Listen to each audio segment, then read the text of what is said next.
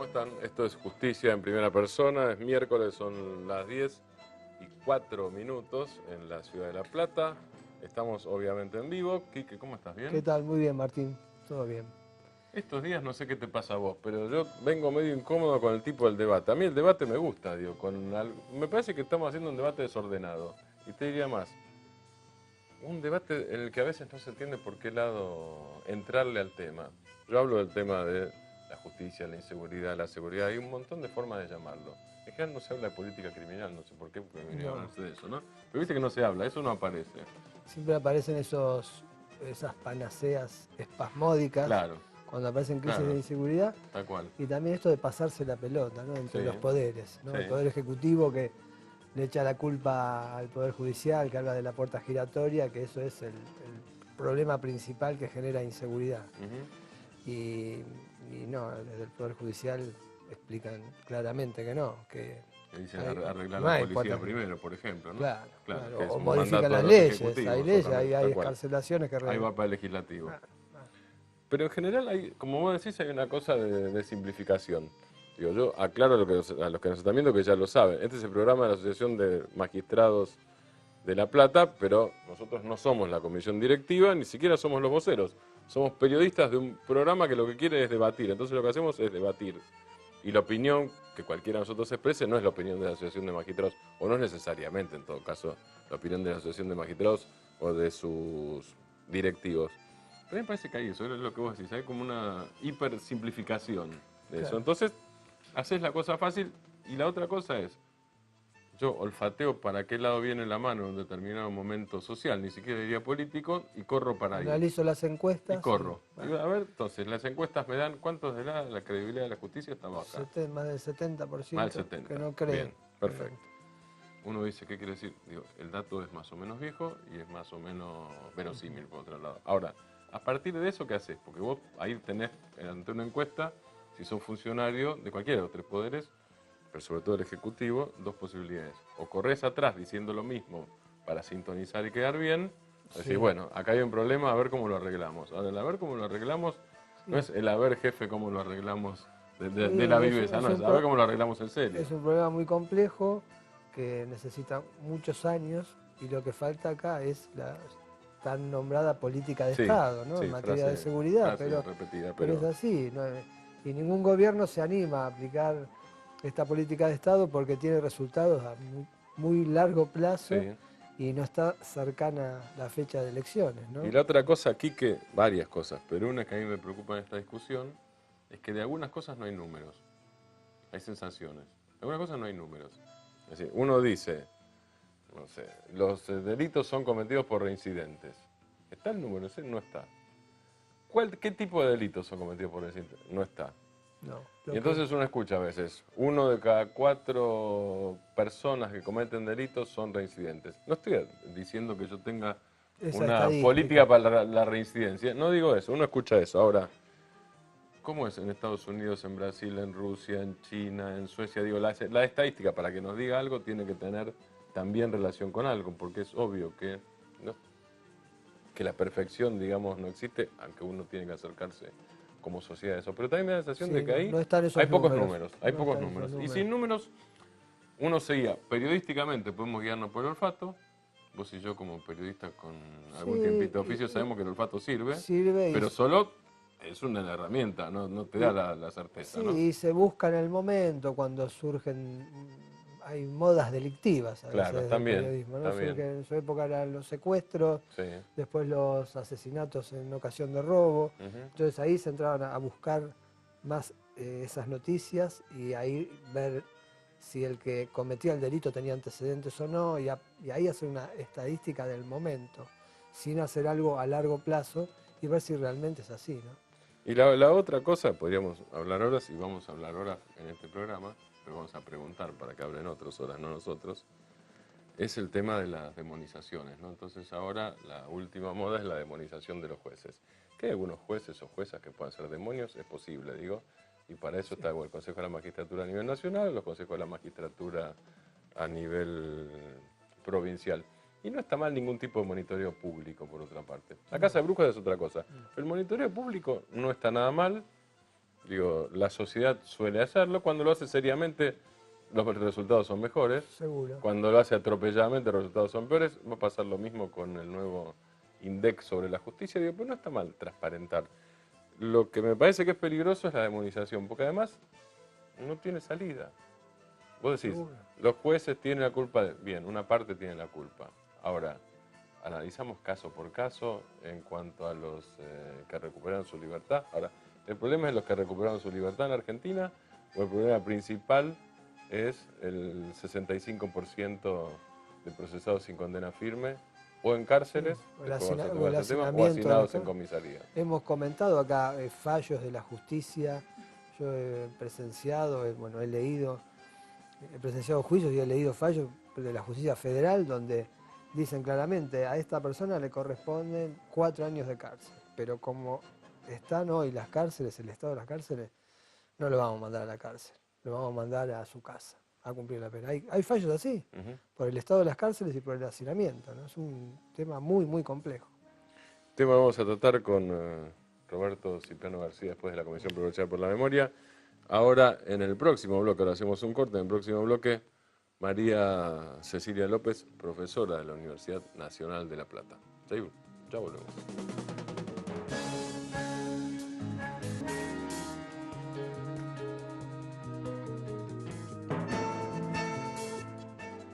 Yo le agregué un María que no tiene, recién cuando cerramos el primer bloque. No es María Cecilia López, es Cecilia López, profesora de la Universidad de La Plata, y aquí nuestra primera invitada de esta edición de Justicia en Primera Persona. ¿Qué tal? Buenas noches. Ya bautizada como corresponde, Buenas noches. no rebautizada. No hay problema. Gracias, no hay problema. gracias No por es estar la acá. primera vez. ¿No es la primera vez? Gracias a ustedes por la invitación. Nosotros tratamos en varios programas, en el programa anterior también, tema de filiación, de homoparentalidad, de desafíos nuevos a partir de la aplicación del nuevo Código Civil. ¿Qué desafíos son los que aparecen en la cotidianeidad que ustedes registran académicamente? Bien, yo coordino un programa de extensión dentro de la Facultad de Ciencias Jurídicas que aborda básicamente la diversidad familiar y este lugar de las familias, y enfocamos nuestro trabajo fundamentalmente en el acceso y en el ejercicio de la parentalidad por parte de parejas del mismo sexo. Y en ese punto venimos trabajando desde hace bastante tiempo. Es verdad que el Código Civil el nuevo Código Civil y Comercial es una nueva herramienta que ha permitido blanquear muchísimas situaciones que estaban por fuera de la ley hasta antes del 1 de agosto del año pasado. Pero básicamente lo que venimos teniendo en nuestro país es un proceso de gradual reconocimiento de derecho a las parejas del mismo sexo, y en ese punto el acceso a la parentalidad es algo que se fue añadiendo al reclamo de los grupos. O sea, Porque en discúlpame, ¿no? sí, claro. Porque ahora me estaba acordando, este país fue pionero, salió la ley de matrimonio igualitario desde 2010. ¿no? Absolutamente. Fue pionero en Latinoamérica. Absolutamente, pionero en Latinoamérica en leyes sí, que tienen que ver con este grupo de personas con las que trabajamos, pioneros no solo en cuanto a la ley de matrimonio igualitario, sino también con la ley de identidad de género, que tiene que ver con un reconocimiento de derechos que por supuesto estaban reclamados desde hace muchísimo tiempo.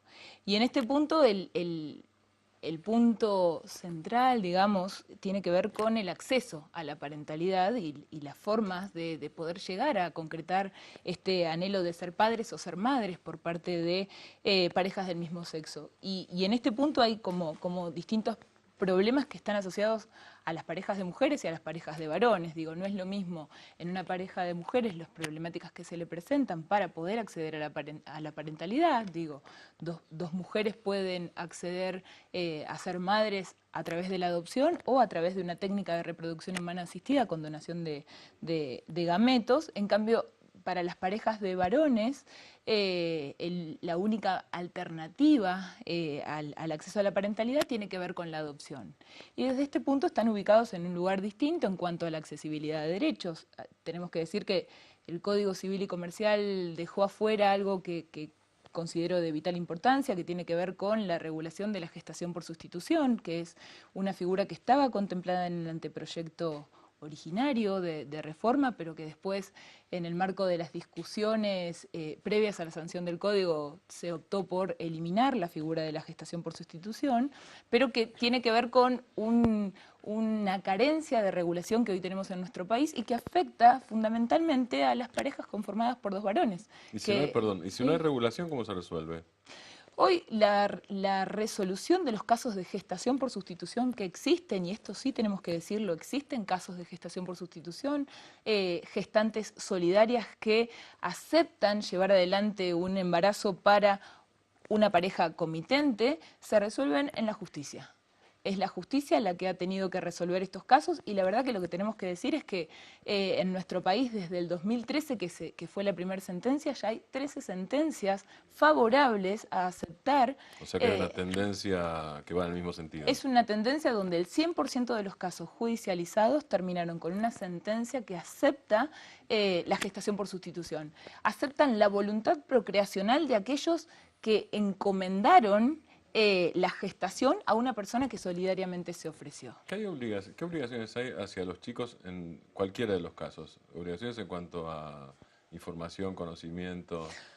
Bien, el tema del acceso a la información es algo que con las técnicas de reproducción humana asistida venimos transitando un camino parecido al que fue el camino de la adopción. Al principio o hace mucho tiempo, no se antes podía decir, no se ¿no? podía decir o existía un compromiso establecido frente a la justicia de hacerle conocer su origen al hijo adoptivo.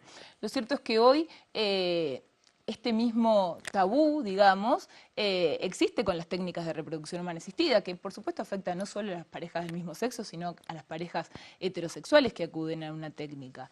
Y en este punto no hay una regulación que permita garantizar que ese niño va a saber el día de mañana que nació por una técnica de reproducción humana asistida. No es obligatorio eso. No es obligatorio. De hecho, perdón que interrumpa. No, por favor. No es obligatorio decirlo. Y si el chico o la chica pregunta, ¿tiene derecho a saberlo? Por supuesto. Porque ahí ya aparece otra cosa. Por supuesto tiene derecho. Por supuesto el origen. Y ahí sí se hace obligatorio. Por supuesto. Porque es cumplimiento del derecho de quien pregunta. Absolutamente. Y de hecho, cuando un niño nace por una técnica de reproducción humana asistida con donación de gametos, ya sea de óvulo o de esperma, es necesario contar con ese consentimiento que brindan sus progenitores que acceden a esa práctica y de ese consentimiento va a derivar el lugar donde se realizó la práctica para que sea posible, cuando el niño sea más grande y pueda tener las competencias necesarias para conocer esto, la posibilidad de conocer los datos de su origen. Digo, no tiene que ver con conocer quién fue el donante de su óvulo, de su esperma, pero sí tiene que ver con algunos datos duros, digamos, que tiene derecho a saber. ¿Y los donantes son anónimos? Absolutamente anónimos.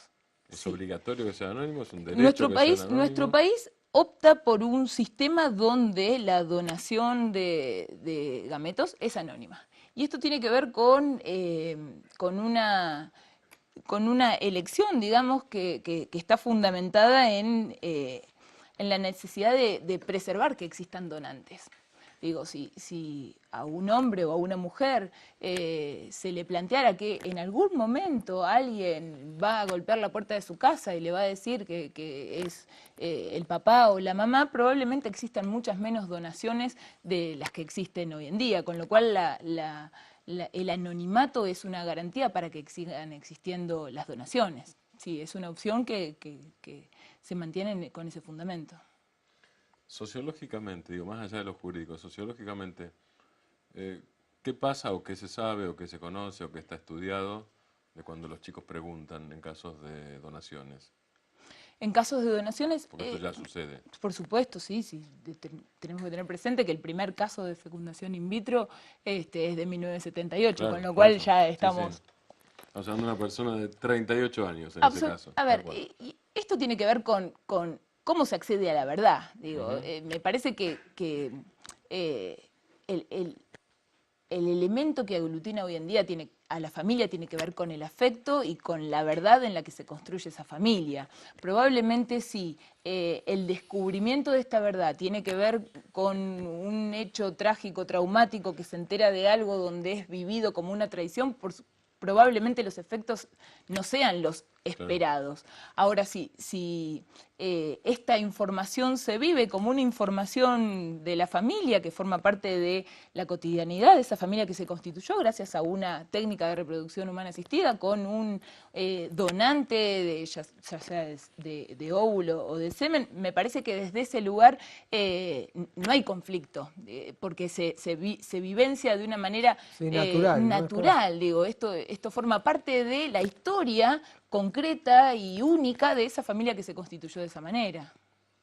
Sí, eso hay que ir aceptándolo. Y de todas maneras, el Código Civil, el nuevo, recepta mucho, ¿no? El derecho del niño a ser oído. Absolutamente. Y bueno, eso a medida que se vaya transitando en estas nuevas formas de ser padres, seguramente se va a ir aprendiendo, ¿no? Sí, y a mí me parece que tiene que ver no solo en cuanto al derecho del niño en sí, que por supuesto es el interés superior, digo, pero también en el marco de la sociedad en la que transcurre la vida de ese niño. Digo, nosotros trabajamos fundamentalmente con parejas del mismo sexo y nuestro trabajo tiene que ver no con los efectos de esa crianza, sino con la discriminación de la que son objeto de esos niños que forman parte de esas familias. Y me parece que ahí tiene que estar puesto fuerte el trabajo y es ahí a donde apuntamos de cambiar una cultura donde ve a estos niños como familias anormales o incluso, como hemos leído hace poco en algún periódico local, caracterizados como no familias. Eso ya no es una familia, sino que es antinatural. Me parece que el desafío hoy en día con estas familias tiene que ver con garantizar la no discriminación en la cotidianidad de la vida en la que transcurren esos niños. Cecilia, gracias por estar acá. No, gracias a ustedes. Gracias, doctora. Cecilia López, profesora de la Universidad Nacional de La Plata.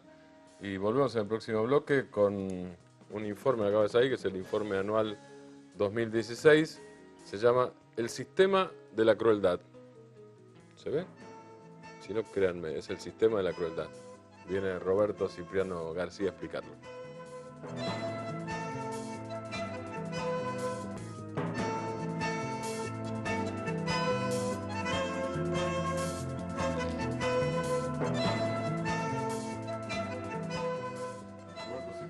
En este tercer bloque de Justicia en Primera Persona de la Comisión Provincial por la Memoria, que tiene, que tiene ya cuántos años. Y en el año 99 se crea la comisión. 99, sí, 17 años. 17 años. Se crea porque, bueno, en aquel momento, si te acordás, estaba asumiendo Rucauf en la gobernación de la provincia. Metabala. Claro, Metabala los delincuentes. Y en paralelo, digamos, se habían descubierto los archivos de inteligencia de la policía bonaerense. Eso fue algo muy trascendente, digamos, porque, bueno, atento que el proceso que se venía generó mucha preocupación en relación a qué podía pasar con esos archivos, que era el archivo del espionaje interno en la provincia de Buenos Aires desde el 50 en adelante, digamos, ¿no? Entonces, a partir de eso se crea, en el marco de la legislatura provincial, la Comisión por la Memoria, se integra con personalidades que vienen de distintas referencias de derechos humanos. Hoy los presidentes son Adolfo Pérez Esquivel y Víctor Mendivil. Y a partir de eso, bueno, se comienza a trabajar en la misión de custodiar y abrir ese archivo de la policía bonaerense, abrirlo a la consulta de las víctimas, digamos, ¿no? A las causas judiciales, porque hay mucha información relacionada con la dictadura también.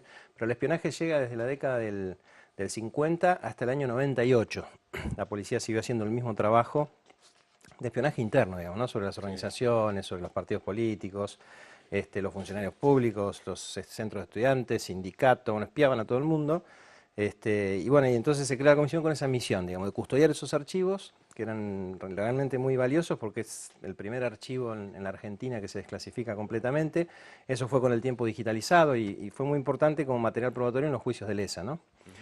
Y bueno, y a partir de este trabajo de memoria, digamos, la comisión se va constituyendo, es un organismo público, autónomo, que diseña e implementa políticas de derechos humanos. Pero siempre la perspectiva fue la de no solo mirar la memoria como algo relacionado con el pasado, sino poder hacer un enlace con el presente, digamos, ¿no? Entender que mucho de lo que pasa hoy tiene que ver con lo que pasó en aquellos tiempos, ¿no? Y entonces a partir de eso se construyeron también otros programas de trabajo con estudiantes secundarios, el programa Jóvenes y Memoria, y más recientemente aparece en el año 2012 el Comité contra la Tortura, que es un poco cumple esa función de monitoreo de lugares de detención, de las fuerzas de seguridad, y que es de alguna manera el germen de este informe que ya va por la 10ª presentación, ¿no? Yo hoy veía un dato, pero no lo tenía, ¿no? Cada 3 días muere un preso en una cárcel de la provincia de Buenos Aires. Muerte violenta, ¿no? Homicidio De doloso. todo tipo. El año pasado fueron 145 muertes, de las cuales el 65% son muertes evitables. Tuberculosis, VIH, neumonía, ¿no? 16 personas murieron de tuberculosis el año pasado en las cárceles provinciales. El resto sí son muertes violentas, como las cataloga el sistema. 12 de ellos son suicidios, promedio de edad 24 años de los pibes que se suicidan. Digamos, ¿Promedio ¿no? cuánto? 24 años de los que se suicidaron, ¿no? Sí. Y bueno, y después pasan, digamos, un sistema que estructuralmente viola los derechos humanos, ¿no? Es decir, vos calculá que tenemos en la provincia de Buenos Aires 34.000 personas en 20.000 plazas, ¿no? Esa consideración de la plaza es una consideración penitenciaria. Eso, ¿cárceles y comisarías Solo o cárceles? cárceles, Solo solo cárceles. cárceles. En comisarías hay 2.500 Sí, personas. pero te pido una interrupción. Antes, Quique, vos decías a principios del programa que había incluso sentencias que decían no se puede cumplir porque no hay cárcel suficiente. Y hablabas del tema del No, y hacinamiento de las condiciones, y de que las son, condiciones. que son más Exactamente. graves, ¿no? Yo creo que hay una discusión posible que es qué cantidad de presos quiere, ni siquiera puede tener un país. ¿Qué cantidad y qué tipo de presos? Yo sé que puede sonar medio antipático para algunos que están... Pero bueno, introduzcamos el debate sobre eso. No digo que lo resolvamos ahora. Sí. Ahora, si hay una determinada política, lo que nadie podría pretender, me parece, es que la gente sea depositada una encima de la otra.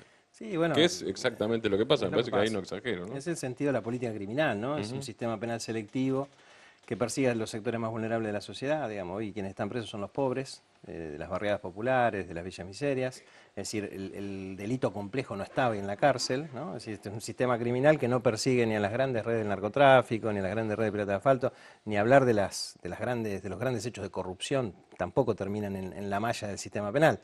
Terminan atrapados, digamos, porque el sentido es un sentido que se le da a la política criminal, digamos, de control de determinados sectores de la población. Entonces tenés la política de seguridad pensada en clave de saturar de fuerza de seguridad los territorios, digamos, saturar de policías, de gendarmes, y ahora se anunciaron 7.000 nuevos agentes federales en la provincia de Buenos Aires, tenés 90.000 policías federales que dejó la gestión anterior, todo eso en clave provincial solamente, sí.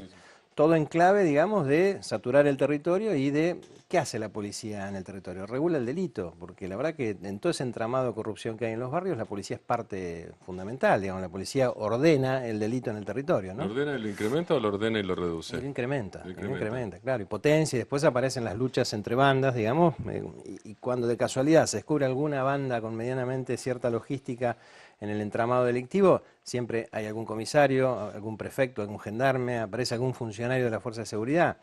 Entonces, está pensada justamente la política criminal para eso, para detener a estos jóvenes, porque en realidad el promedio de edad es muy, muy bajo, digamos, dentro de las cárceles, se atrapa a jóvenes, y ahora están más o menos en 28, 29 años, pero se atrapa a jóvenes pobres, y eso es lo que hoy encontramos en las cárceles, ¿no? El incremento de estas sociedades criminales también, ¿no? Con las fuerzas de seguridad, claro, y estos grupos vulnerables, ¿no? Muchas veces trabajan para la policía. Claro, sí. Y es que en esa como regulación, decimos que regulan el... Exacto. Y trabajan de manera forzada, ¿no? Sí. Muchas veces, claro, de manera obligada. Hay mucho fraguado y armado de causas. Vos pensás que hoy, por eso hablamos de la policialización de la justicia también, digamos, ¿no? Vos pensás que de las 35.000 personas que se detuvieron el año pasado en la provincia de Buenos Aires con intervención del Ministerio Público Fiscal, el 90% son casos de flagrancia. O sea, son casos que la policía detiene sin orden judicial y se los lleva a la justicia. Apenas un 10% son casos donde la justicia, a partir de una investigación previa, decide ordenar detener a una persona. Entonces, de las 35.000 causas, el 90% la policía decide detener y llevar a la policía. ¿Y qué hace la justicia? Bueno, convalida allanamientos sin orden judicial, convalida detenciones sin orden judicial. Bueno, la policía está haciendo desastres y hay una convalidación judicial posterior de esas prácticas también, ¿no? Ahora me pongo por el abogado del diablo. Al decir eso, ¿no haces vos también la misma demonización que hizo, por ejemplo, aunque con conceptos distintos, una demonización generalizada del tipo de la que hizo el ministro de Justicia, Gustavo Ferrari? Mirá, nosotros no hacemos demonizaciones. Cuando vos decís la justicia. No, digo. no, nosotros no hacemos demonizaciones porque de hecho tampoco estamos de acuerdo, digamos, con esto de la puerta giratoria de la justicia. Digamos, vos lo decías muy bien al principio, hay toda una construcción mediática, ¿no es cierto?, sin mucho fundamento, digamos, que tiene que ver con el mundo de las sensaciones y no tiene que ver con la construcción de datos fiables, con la construcción de información seria. Nosotros no demonizamos a la justicia, nosotros hacemos un diagnóstico hace 10 años, hay 10 informes como este, digamos, que tienen que ver con el conocimiento muy fino, vamos a todos los lugares de detención, permanentemente los equipos están recorriendo cárceles, comisarías, institutos de menores, y tenemos un diagnóstico, la verdad que crítico del Poder Judicial, así como también compartimos lo que vos decías, hay un problema de un Poder Legislativo que levanta la mano ante cualquier propuesta que se haga en tren de endurecer las penas, restringir las excarcelaciones, generar restricciones a la ley de ejecución penal. Bueno, acá aparece una campaña mediática, digamos, en el sentido de endurecer el sistema penal y los legisladores votan cualquier cosa, digamos, ¿no? Y bueno, y efectivamente los políticos de turno se suman a ese discurso para adoptar políticas que ya han demostrado que no tienen ningún efecto. Hace 17 años en la provincia las políticas de seguridad son las mismas. La mano dura con alguna pequeña, digamos... Sí, ese péndulo ahí. Sí, pero con el péndulo que siempre está del mismo lado, digamos, ¿no? Apenas algún interregno, alguna reforma que se propició a partir de Arlanián, pero después la que planteó algo distinto, más allá de que lo haya conseguido o no, digamos, ¿no? Pero después en los 17 años, Rucauf cuando asume, Solá cuando asume, Scioli cuando asume y Vidal cuando asume, todos declararon una emergencia policial y penitenciaria. ¿En clave de qué? En clave de combatir el delito, la corrupción estructural de la fuerza, la necesidad de que, bueno, lo que permiten las emergencias es justamente destrabar todos los mecanismos institucionales de control de los gastos. Ya que nombrás las gestiones, eso vos estás señalando lo que pasaba al principio de cada gestión. Claro, cada gobernador... ¿Y al final de cada gestión? No, al final lo que se ve es el fracaso de la política. Al final lo que se ve es el fracaso de la política. Lo que vos ves al final de cada una de las gestiones fue que el sistema criminal está peor, que hay cada vez mayor cantidad de personas detenidas, que cada vez se registran mayores vulneraciones de derechos humanos. Entonces, bueno, hay realmente una improvisación muy importante, digamos, no se piensa en políticas de Estado, se piensan parches para saciar esa voracidad punitiva de un sector de la población. Un sector de la población, ¿eh? Yo tampoco digo que es toda la sociedad, ni digo que la mano dura gana elecciones, ¿no? La prueba es que Scioli no ganó la elección presidencial cuando sostuvo durante 8 años que la receta era la mano dura, digamos, ¿no es cierto? Y llenar de policía la provincia de Buenos Aires. Scioli asume con menos de 60.000 detenidos, se va dejando 90.000, digamos, ¿no? Policías. Entonces digo, bueno, ahí hay un tema que es complejo, que hay que analizarlo, que hay que... Digo, nadie habla de que los homicidios dolosos consumados en la provincia de Buenos Aires se vienen manteniendo estables, digamos, desde el 2009 hasta la fecha, digamos. Va fluctuando, sube, baja, pero es más, en 2015 en relación a 2014 bajó el índice de personas muertas en robos, ¿no? Un delito contra la propiedad, en robo, caso de crímenes causa, ocasión de robo, sí. Entonces, claro, bueno, hay toda una complejidad que agregarle al debate. Nosotros somos críticos no solo del Poder Judicial y no me sumo al discurso del Poder Ejecutivo, porque es más, tampoco estamos de acuerdo con las listas negras que salieron mediáticamente a hacer de los 10 jueces más garantistas que liberan a todos los detenidos, que pasó esta semana. Justamente son los jueces que efectivamente trabajan bien, digamos, ¿no? Entonces, nosotros lo que decimos es, realmente no hay políticas de Estado, no hay ni políticas para la prevención de la tortura, hay una práctica sistemática de la tortura en los lugares de encierro. Se tortura en todos los lugares de detención. ¿Se tortura para qué? Porque algunos creen que la tortura no tiene lógica y la historia demuestra que la tortura sí tiene lógica, que no es un tema... A veces es la maldad humana, pero hay una lógica detrás de eso. ¿En la cárcel se tortura para qué? Es el gobierno de las poblaciones encarceladas, digamos. O sea, ¿no? se tortura... Para gobernar, para ordenar, para disciplinar, porque la cárcel perdió ese sentido resocializador. Es decir, la cárcel no está pensada hoy para resocializar a nadie, ¿no? Es depósito donde hay que controlar esas poblaciones y la forma de controlarlas es esa tortura. El preso que consigue algún beneficio, por ejemplo, algún trabajo en la cárcel, trabajar en la carpintería, hacer cualquier actividad, es como un privilegiado, que cuando en realidad todos tendrían que tener. Es un sistema de premios y castigos. Aquel que funciona al sistema puede pasarlo un poco mejor, un poquito mejor, digamos, no es que, digo, las condiciones son tremendas para todos, ¿no? Pero bueno, a cambio de algo puedes obtener algún beneficio. El derecho no existe ahí adentro, digamos, ¿no? Sistema de premios y castigos, la lógica de la seguridad lo impregna todo, por eso tenés los problemas que tenés con la asistencia de la salud, digamos, por eso se muere la gente de tuberculosis, porque bueno, porque además hablemos de la corrupción estructural del sistema, ¿no? Hablemos de que se roban todos los medicamentos, se roban los alimentos, la comida, ¿no es cierto? Se roban los útiles de limpieza, por lo tanto, bueno, las epidemias se reproducen, digamos, bueno, la gente se enferma, justamente uno dice, bueno, tuberculosis en esta época, ¿no? Son enfermedades Porque además por la cifra que diste, no soy tan rápido como para hacer la proporción sin calculadora, pero es 14 sobre qué población. 14 dijiste, ¿no? De tuberculosis 16, sí. 16, sí. Y por eso sobre 34.000 personas, digamos, alojadas, ¿no? Sí, se mueren 4 personas cada 1.000, digamos, en las cárceles provinciales. 4 de 1.000 se mueren cada año, ¿no? Que es un número muy importante, digamos, ¿no? La política de salud está totalmente disociada, digamos, de las políticas de salud provinciales, porque además salud penitenciaria depende del Ministerio de Justicia. Venimos reclamando que salud penitenciaria se integre a las políticas públicas de salud en la provincia de Buenos Aires. Bueno, realmente el panorama es bastante crítico y si además el sistema criminal sigue deteniendo como lo viene haciendo, esto va a explotar, digamos, ¿no es cierto? Además, no hay instalación que aguante. Olmos fue construida para 1.000 detenidos. ¿Y cuánto tiene? Tiene 2.600, entonces... ¿Es la más conflictiva la de Olmos? Bueno, por ejemplo, para que tengas una idea, el año pasado murió más gente en Batán que en Olmos, ¿no?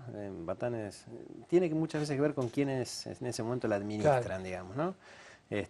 Obviamente la mayor cantidad de personas le agrega complejidad, pero claro, incluso cuando uno ve los sistemas de gobierno, vos tenés unidades penitenciarias donde la cantidad de agentes es importante y hay un régimen de aislamiento extremo, donde no hay circulación. Sierra Chica, por ejemplo, ¿no? Sí, no tanta, pero Alvear, por ejemplo. Entonces vos tenés ahí que las personas, digamos, y bueno, muere muy poca gente, digamos, en esa cárcel, porque están todo el día aislados, no se cruzan entre los detenidos. Eso sí, hay elevados índices de tortura.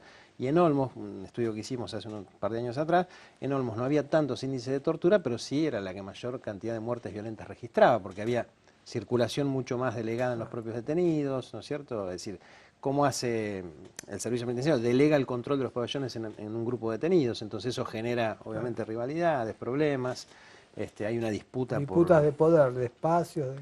Pero eso está todo organizado, digamos, y todo claro, pensado para eso. La punta del iceberg, bueno, es el 1 de agosto, una patota de agentes penitenciarios mataron, ahorcaron, mientras uno lo ahorcaba, el resto le pegó hasta matarlo, a un pibe con padecimiento mental. Es un pibe que tenía que estar en un hospital siendo atendido por los problemas que tenía de salud mental y no en una cárcel, digamos. Tenía incluso una orden de traslado al neuropsiquiátrico del sistema penitenciario. Ya tenía la orden. Ya tenía, no cumplieron con esa orden, le dio una crisis, le agarraban ataques de epilepsia, digamos, por la falta de la medicación, no le entregaban la medicación. Claro. Y lejos de llevarlo a sanidad, que sus compañeros lo llevaron hasta la puerta de sanidad, lejos de ingresarlo y darle el tratamiento médico que necesitaba, los penitenciarios lo agarraron para controlarlo y lo mataron a palos.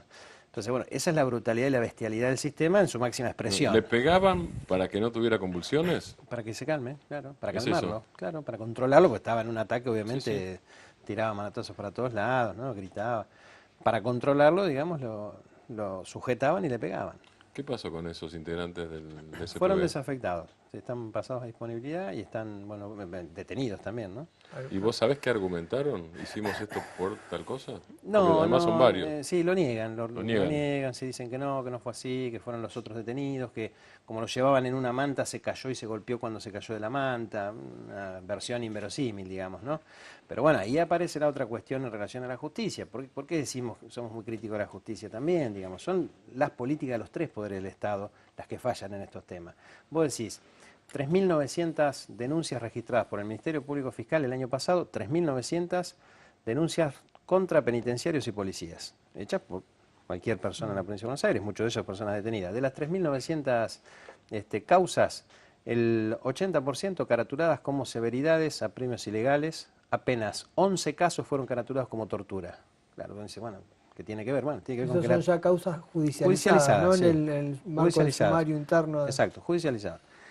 Claro, la tortura tiene una pena similar al homicidio, 8.25, la severidad de vejaciones penas mucho más bajas, digamos, que permiten la excarcelación incluso de la gente que la comete. Entonces, bueno, hay también ahí un análisis que se hace de la perspectiva de gran parte del Poder Judicial que tiene que ver con no investigar estos casos, con no creer la palabra de las víctimas, digamos, bueno, hay toda una situación que debe tenerse en cuenta a la hora del diseño de la política criminal. Ahora, no me parece que la solución sea ni demonizar a los jueces, ni demonizar a nadie, es decir, lo que hay que hacer realmente es tratar de construir información fiable, certera, hacerse cargo del diseño de las políticas de Estado y realmente pensar en políticas que trasciendan largo plazo, las ¿no? gestiones, claro. Tampoco la solución ahora se plantea, ¿no?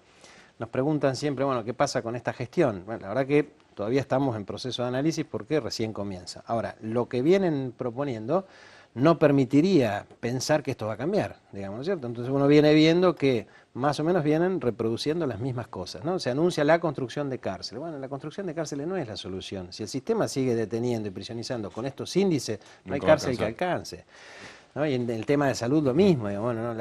O el tema de corrupción. Bueno, ustedes saben, nosotros venimos trabajando bastante el tema de corrupción. Yo no te quiero impedir el tema, te comprometo para seguirla en otro Quedamos sin programa y tiempo. si no te, Podemos sí, señor. la radio, lo podemos Y lo convocar. seguimos en la radio y acá también. Bueno. Dale, quédate Gracias y a ahora ustedes, te despedimos. El último bloque es judicial, deportivo. Deportivo, sí, Deportivo, vienen los judicial. campeones. ¿Los campeones? Ya venimos.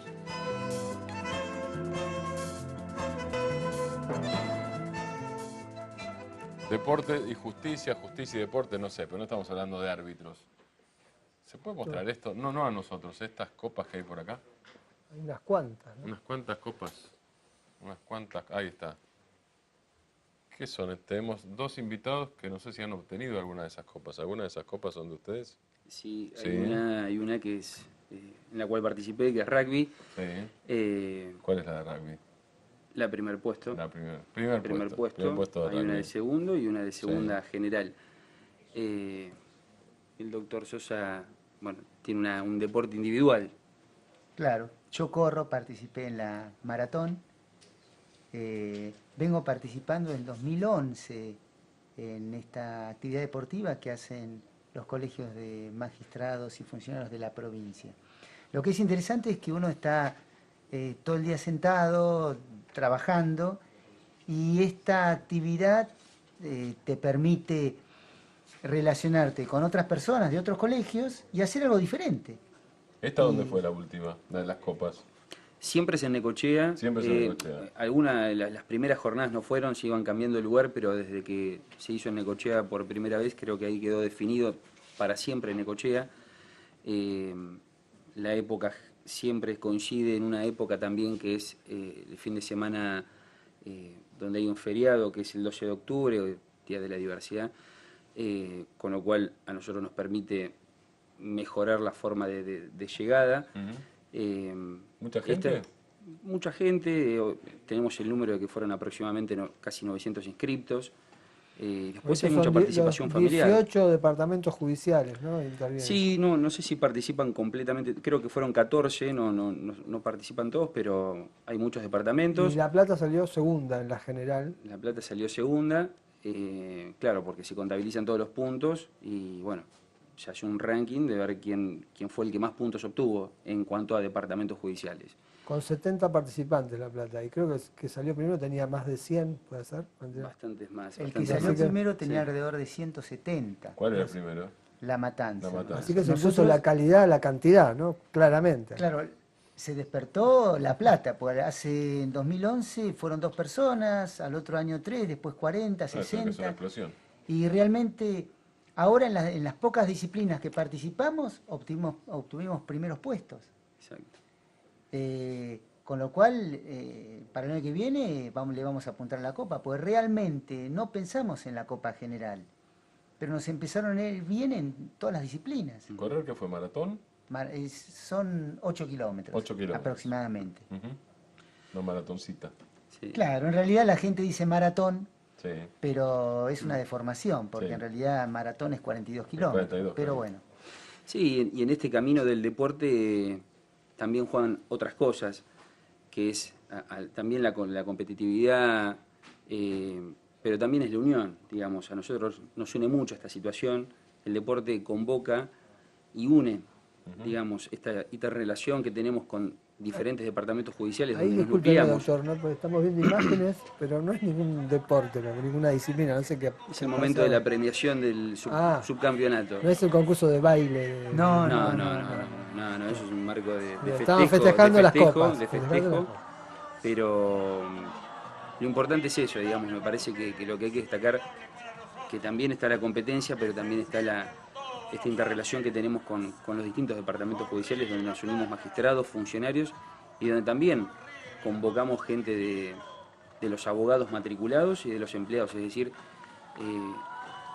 estas competencias, estas jornadas deportivas tienen en miras a la unión del Poder Judicial, donde desde provincia, desde el Colegio Provincial, se encara un proyecto, y desde donde La Plata, a partir de hace 3 años para adelante, ha hecho hincapié en este proyecto, de que sigamos cada día aportando más sobre este motivo, porque nos une cada día más. Ese es el punto por ahí más importante que tienen estas jornadas, y claramente también la competencia, uno quiere siempre ganar, eso también está claro, pero esa interrelación es lo que nos genera muchos motivos para ir y competir. Y sería importante, ya que estamos acá, invitar a todos los colegiados a participar, que se acerquen al colegio, porque no importa, no busquen un nivel de excelencia, porque no lo tenemos. La cuestión es participar, acercarnos, conocernos. La finalidad, vuelvo a repetir, es integrar a través del deporte. Gracias a los dos por estar acá. Hacemos el recambio y viene otro campeón. Se agradece mucho, se agradece mucho. Gracias. Ya volvemos. Último bloque de Justicia en Primera Persona.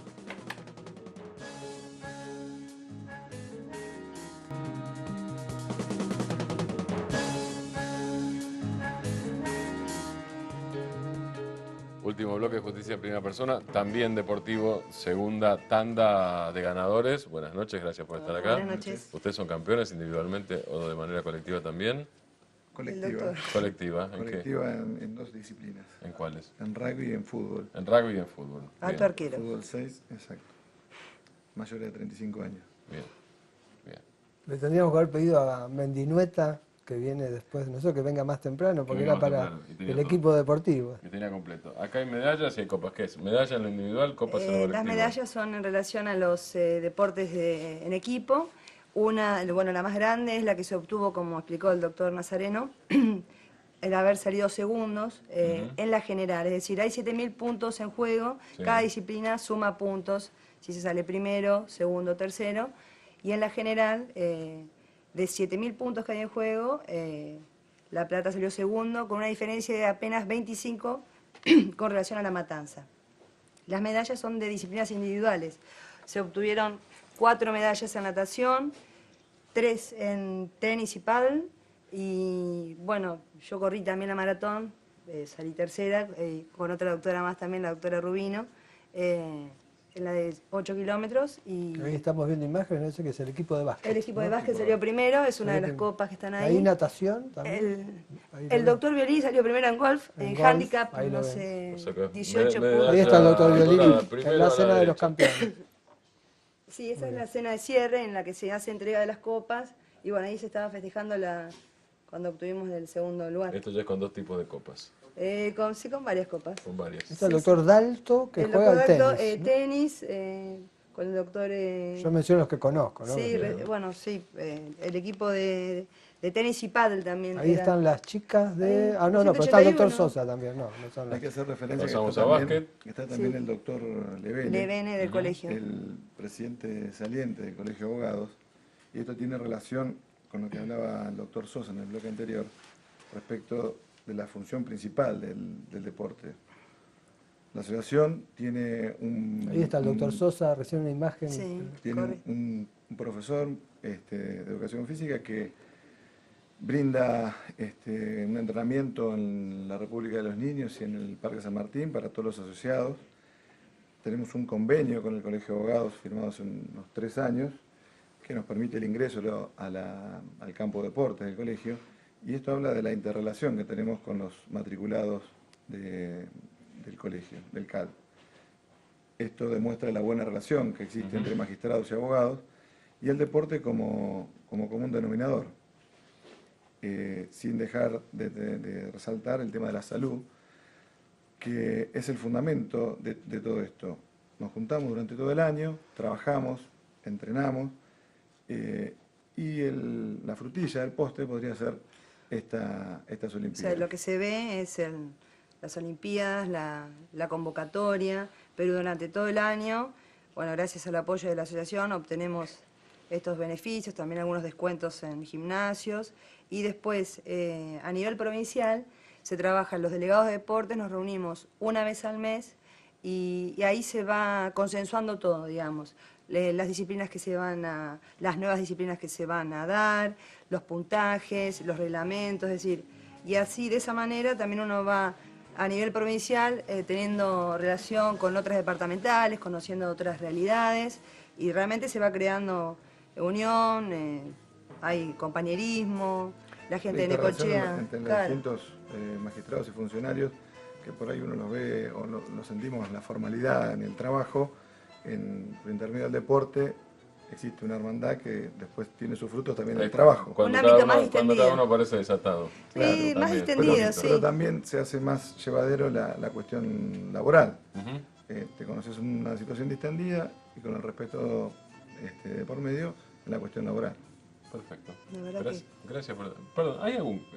La Matanza La Plata, queda como clásico o es casualidad? No, es casualidad. Es No hay casualidad. clásico. No hay clásico. Todavía no hay Nos llevamos clásico. muy bien Es todavía. más, nosotros hemos obtenido un gran progreso porque en el año 2014 estábamos en el puesto 11º y en 2 años llegar al segundo, para nosotros realmente fue muy Una gran grato, sorpresa digamos. en las Olimpiadas. Sí.